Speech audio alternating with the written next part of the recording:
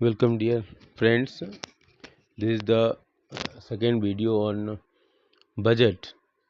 So we are already made one video, and that video covers about the objectives of budget. And now in this video we will focus on components of budget.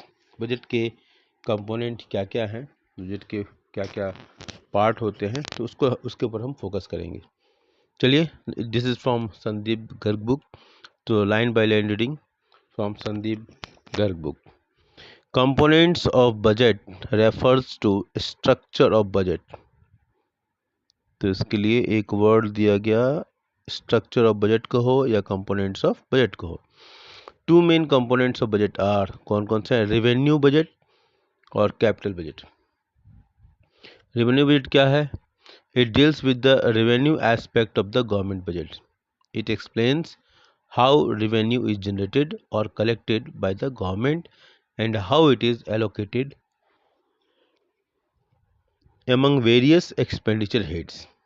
ठीक है, किस प्रकार से revenue सरकार के पास आता है, उसका कलेक्शन कैसे किया जाता है, किस प्रकार से इसका एलोकेशन किया जाता है अलग अलग मदों के ऊपर, अलग अलग एरियाज में. Revenue budget has two parts. इसके कितने पार्ट हैं? दो पार्ट है.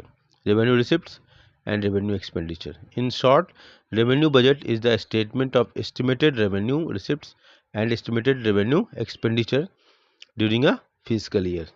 ठीक है, तो क्या है revenue receipts? क्या है? Revenue receipt is the statement of estimated revenue receipts and estimated revenue expenditure during a fiscal year. Capital budget क्या है? It deals with the capital aspect of the government budget and it consists of capital receipts and capital expenditure. ठीक है, तो इसका संबंध किससे है? Capital receipt से है और कैपिटल एक्सपेंडिचर से है. और रेवेन्यू बजट का संबंध किससे है? रेवेन्यू रिसिप्ट से और रेवेन्यू एक्सपेंडिचर से. तो बिल्कुल ये क्लियर हो जाना चाहिए, दिमाग में बैठ जाना चाहिए. In other words, capital budget is the statement of estimated capital receipts and estimated capital expenditure during a physical year. ये डिफिनेशन है कैपिटल बजट का. Estimated capital receipts and estimated capital expenditure during a physical year. Physical year की बात हो रही है. और यहाँ पर इसको भी अंडरलाइन कर दें. Revenue budget is what? Statement of estimated revenue receipts and estimated revenue expenditure during a physical year. For difference between revenue budget and capital budget we have to go for hots. Okay, will see later on. Okay, the components of budget can also be categorised according to receipts and expenditure. ठीक है, receipt and expenditure के आधार पर इसको classify किया जाता है. Generally मैं इसी तरह मैं क्लासीफाई करता हूँ. On this basis two broad components are budget receipts and budget expenditure. Budget receipts, अब आते हैं बजट रिसिप्ट के ऊपर. तो ये आपके पास हमारे पास एक फ्लो चार्ट भी प्यारा सा मिल जाता है और ये आ गया budget receipts. Okay, budget receipts refers to the estimated money receipts of the government from all sources during given fiscal year. Budget receipts may be further classified as a revenue receipts and capital receipts.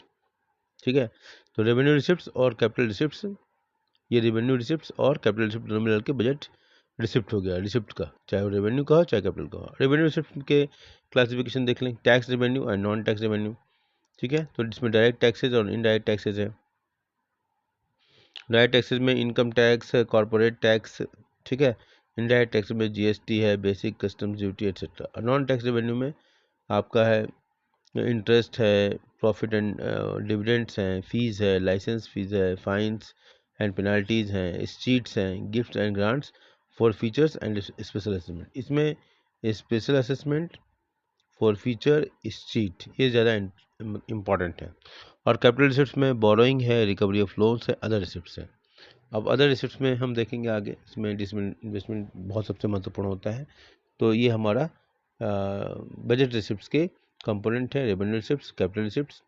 Revenue receipts है two classification, tax revenue, non tax revenue. Tax revenue में direct tax and indirect tax. Direct tax में income tax, corporate tax. Indirect tax में GST, basic custom duty etcetera. Non tax revenue में interest है, fees है, fines, penalties, gift and grants, special assessment, profits and dividends, licence fee, escheat and for feature. तो इसके बारे में detail आगे पढ़ेंगे. Revenue receipts refers to those receipts which neither create any liabilities nor causes any reduction in the assets of the government. इसमें neither और nor, ठीक है, ठीक है, assets और neither create any assets nor reduces nor causes any reduction in the assets of the government. They are regular and recurring. Regular हैं और recurring in nature and government receives them in the normal course of activities. जो सामान्य काम काज होते हैं सरकार में, उसमें सरकार को मिलता है. A receipt is a revenue receipt. ठीक है, a receipt is a revenue receipt कब होगा? If it satisfies the following two essential conditions. दो एसेंशियल कंडीशंस है, उसको अगर सेटिस्फाई करता है तो वो रेवेन्यू रिसिप्ट माना जाएगा. Point number 1, the receipt must not create a liability for the government. Not create liability for the government. For example, taxes levied by the government are revenue receipts as they do not create any liabilities. ठीक है, taxes levied by the government, tax जो है वो liabilities create नहीं करता है. Taxes are compulsory payment, सरकार लेती है तो इसमें वापस करने की कोई रिस्पॉन्सिबिलिटी नहीं है. ठीक है, इसलिए लायबिलिटीज क्रिएट नहीं करती है. However any amount borrowed by the government, अगर सरकार वही बोरो करती है, उधार लेती है, तो it is not a revenue receipt. Revenue receipt नहीं है, is as it causes an increase in the liability. क्योंकि बोरोइंग करते हैं तो आपको वापस करने की लायबिलिटी होती है, रिस्पॉन्सिबिलिटी होती है, तो वो लायबिलिटीज बढ़ जाती है. इसलिए वो रेवेन्यू रिसिप्ट का पार्ट नहीं होगा. The receipt must not cause increase in the assets. ठीक है, रिसिप्ट जो है एसेट्स क्रिएट करने वाला नहीं होगा revenue receipt. For example, receipt from the sale of shares of a public enterprises. ठीक है, पब्लिक इंटरप्राइजेज का जो शेयर बेचा गया, it is not a revenue receipt. Revenue receipt नहीं है, as it leads to the reduction in the assets of the government. ये सरकार के एसेट्स में कमी करता है. The receipt must not cause decrease in assets. ठीक है, मस्ट नॉट, इसको अंडरलाइन कर, must not cause decrease in the assets. Example क्या दिया? Receipt from the sale of the shares of public interest, सरकारी क्षेत्र के जो उपक्रम हैं उसके शेयर को बेचना. ठीक है, तो अगर उसको बेच रहे हैं तो उससे वो रेवेन्यू रिसिप्ट का पार्ट नहीं होगा. क्यों नहीं होगा? As it leads to reduction in the assets of the government. Asset में कमी लाता है, और जब कमी लाएगा तो रेवेन्यू रिसिप्ट का पार्ट नहीं होगा. ओके, आगे पढ़ेंगे हम, वो कैपिटल रिसिप्ट का पार्ट होगा. चलिए अब आते हैं to sources of revenue receipt. इसके दो सोर्स कौन है? Tax revenue and non tax revenue. Tax revenue refers to the sum total of receipts from the taxes and other duties imposed by the government. ठीक है, sum total of receipts from taxes and other duties imposed by the government. Tax is unilateral और one sided compulsory payment. Tax क्या है? Unilateral one sided compulsory payment made by the people and companies to the government without reference to any direct benefit in return. ठीक है, any direct benefit in return. Tax actually होता है कि एक tax जो होती है कंपल्सरी पेमेंट होती है, चाहे इंडिविजुअल चाहे कॉर्पोरेट टैक्स हो. इसमें सरकार जो रिसीव करती है उसके ऊपर ये कोई प्रेशर नहीं होता है, मतलब लाइबिलिटीज़ नहीं होती है, रिस्पॉन्सिबिलिटी उसकी नहीं होती कि वो वापस करे. टैक्स हमसे लेगी और किसी गरीब के एरिया में या गरीबों के लिए कुछ स्कीम्स लाएगी सरकार. तो ये कोई ज़रूरी नहीं कि मैंने 1 लाख 1.5 लाख का टैक्स दिया तो सरकार मुझे लिए 1.5 लाख की चीज़ें मुझे रिटर्न कर दी, ऐसा कुछ नहीं. ठीक है, इसलिए कहा गया टैक्सेस इज़ यूनिलेटरल, एक तरफा है, हम दे दिए तो हमारे लिए कुछ.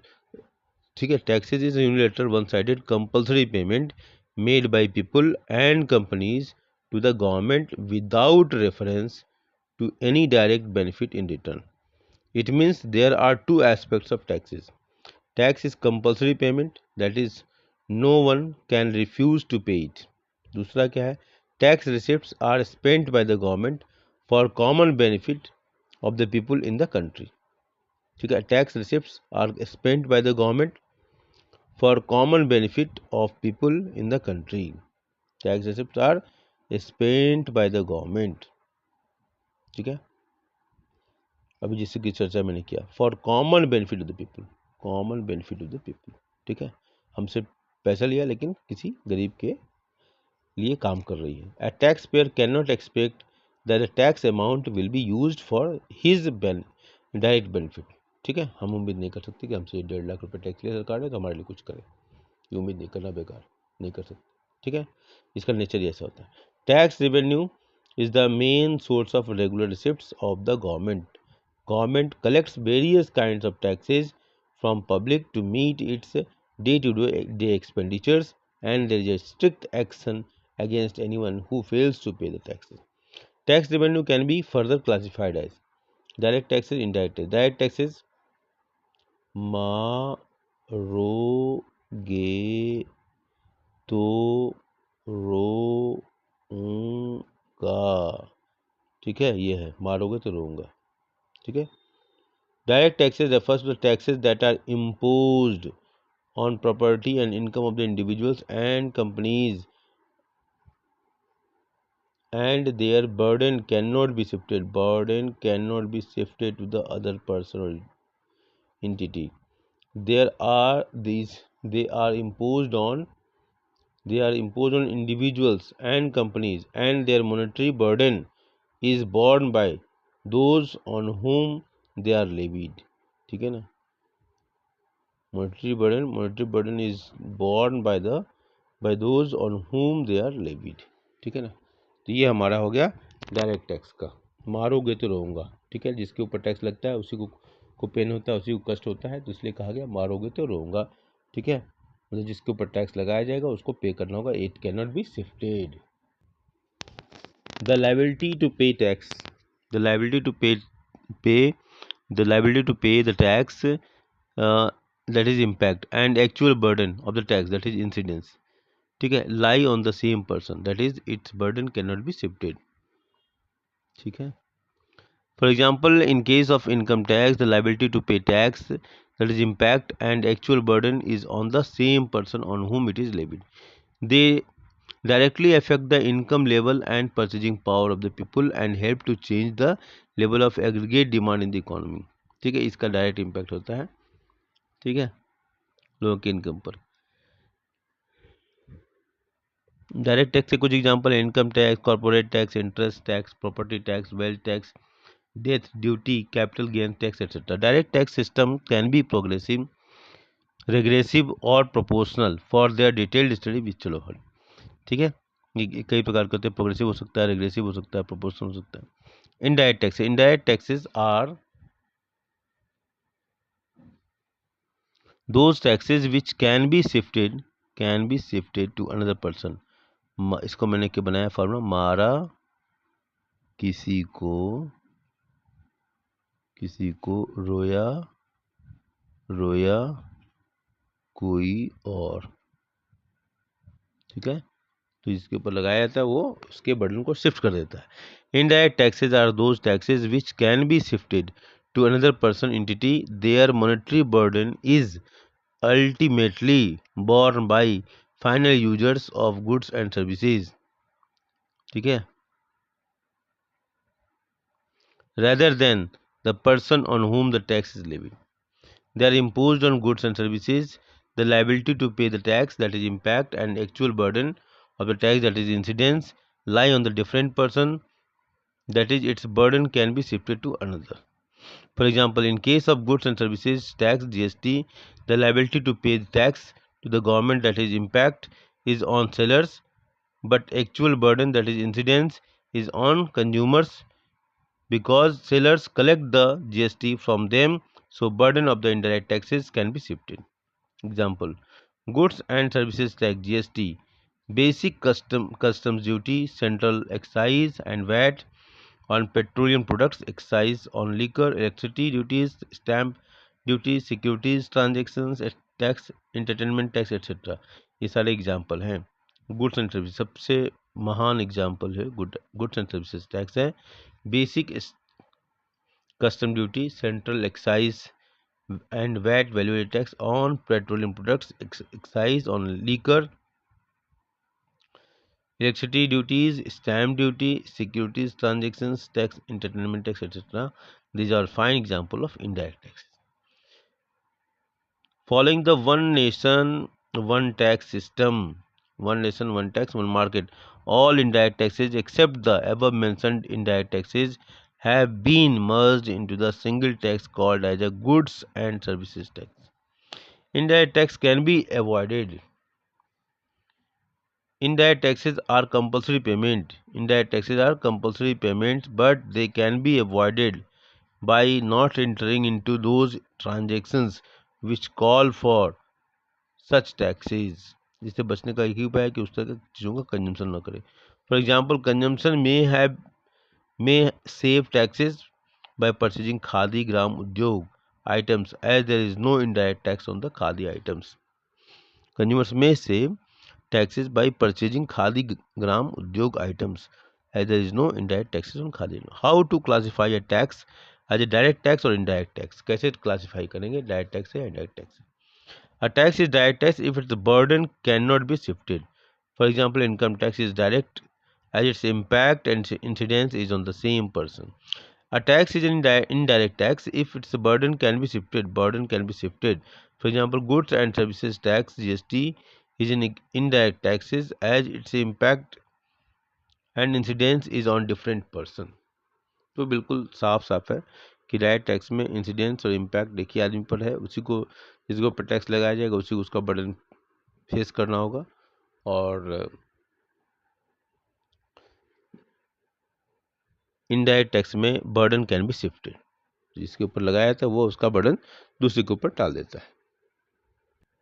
अब इसी बात को यहाँ टेबुलर फॉर्म में दिया गया है। जब एग्जाम में अगर डायरेक्ट और इनडायरेक्ट टैक्स का क्वेश्चन आएंगे तो आपको इसी तरीके से करने में फ़ायदा होगा। Direct taxes are levied on the individual and company. The burden of the direct tax burden direct can not be shifted. Impact and incidence is on the same person. ये इकोनॉमिक्स की भाषा है। Impact and incidence is on the same person. They are generally progressive in nature, that is tax rate increases with the increase in income level of the taxpayers. They have limited reach as they don't reach all the sections of the economy. Indirect taxes are levied on the goods and services. The burden of indirect taxes can be shifted, that is impact and incidence is on different person. They are generally proportional in nature, that is tax rate remains constant and increase or decrease in income. They have a wide coverage as they reach all the sections of the society. Wide coverage, ठीक है। जब हम आते हैं अब items categorise as a direct and indirect tax. कुछ items के यहाँ एग्जाम्पल दिया गया है जो डायरेक्ट और इनडायरेक्ट टैक्स में डाले गए हैं। It is a direct tax as it impacts and corporation tax. It is a direct tax impact lie on the same person.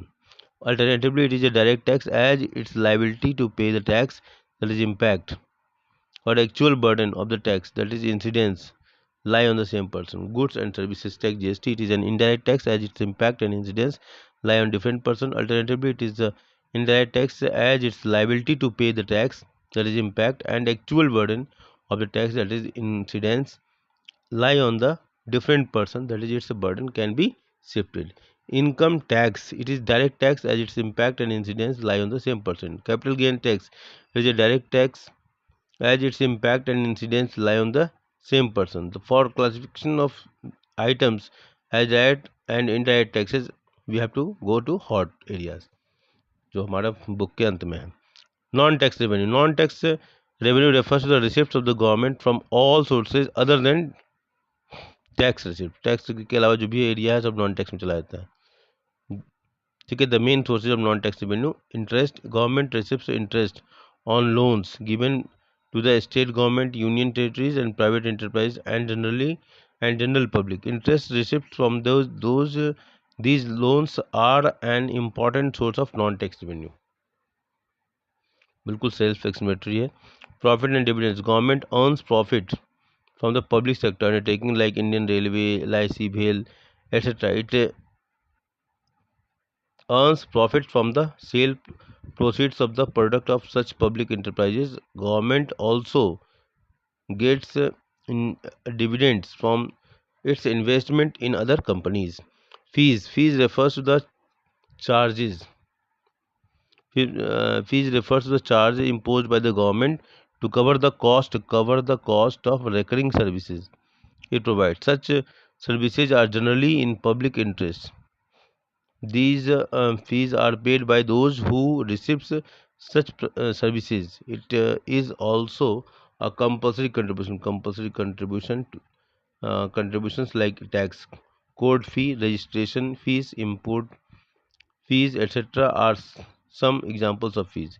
License fee. It is a payment charged by the government to grant permission for something. It is payment charged by the government to grant permission for something. For example, if a license fee is paid for permission to keep a gun or to obtain a national permit for commercial vehicles. ये कहता है licence फी क्या है? A license fee is paid for permission to keep a gun or to obtain a national permit for commercial vehicle.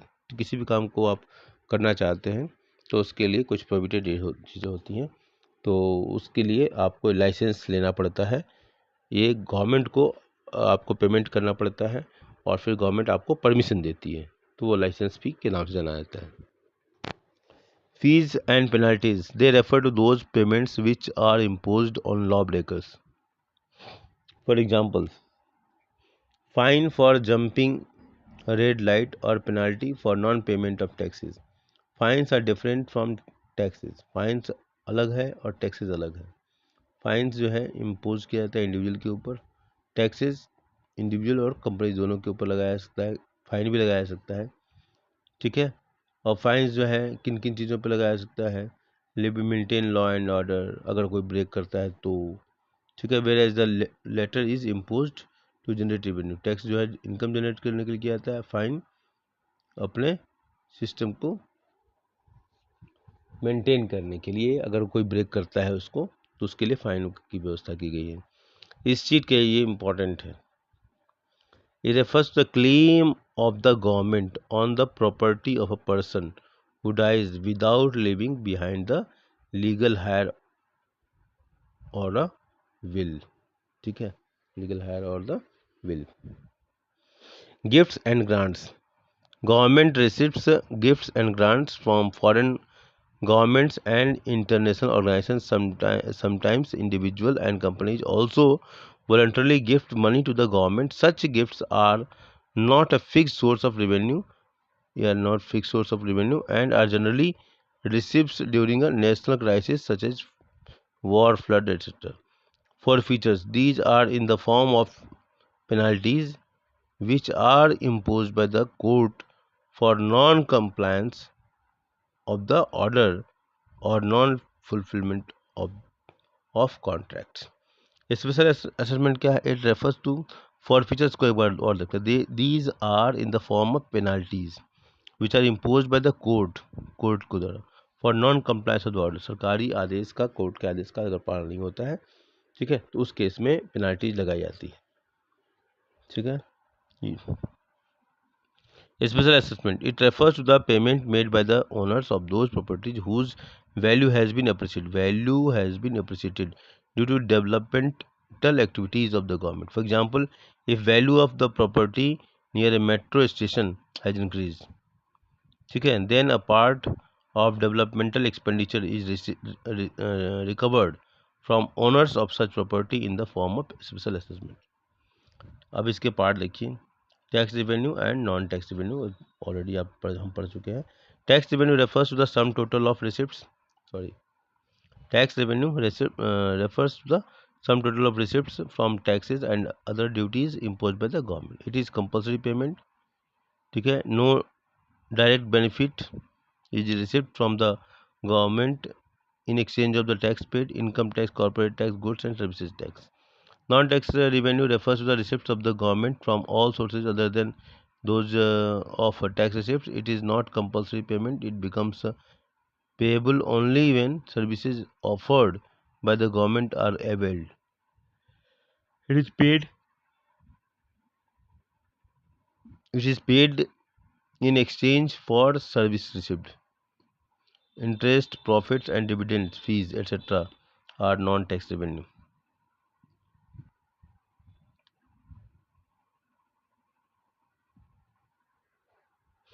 चलिए अब अगला हमारा topic हो कैपिटल शिफ्ट, जिसको हम अगले वीडियो में देखेंगे। तब तक ले बाय बाय, धन्यवाद, थैंक यू।